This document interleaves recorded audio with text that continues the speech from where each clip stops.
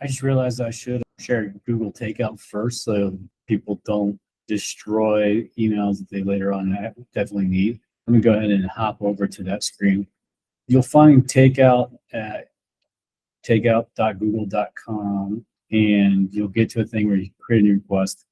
And there's a lot of Google properties, and you have a lot of data. The whole purpose of Google Takeout is literally just to take your data out of Google, and it doesn't delete it from Google. It just helps you export it, and it can take time. Like, so step one is like, I'm specifically just going to help with like, I'm going to show for mail. In this interface, it's not called Gmail, it's called Mail, and it's really far down. So just search for it. It's so far down, and then boom, it'll export all of your mail, literally all of it. If you maybe, oh cool, you can like, I didn't even bother using that feature, but I just did everything. And fortunately for me, it generated like a 20 gigabyte zip archive when I did that, but whatever. So 1 out of 71 possible Google products to go for. And here's the interesting part is like, the most likely thing you're going to do is just, download it from an email after it's been prepared. I recently signed up for Dropbox just to help me try out some more cloud storage. So that's what I use, but for the sake of this one, I'm just going to get a signal. You can tell it, say, hey, just go ahead and get an email. And I did it. I think I should have done this.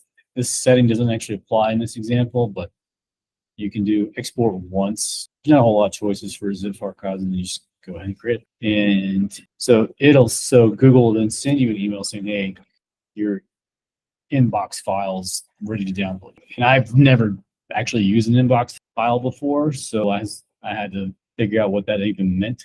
And apparently what it means is you're going to go over to some kind of like desktop, which I never use desktop-based mail clients, but I did this time just to confirm that the import would actually work.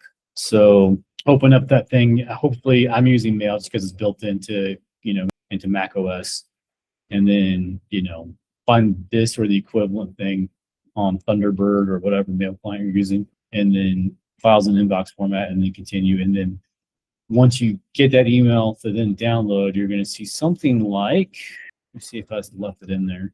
I've already imported it, so I'm not going to actually click the final button of import. No, I don't have it there still.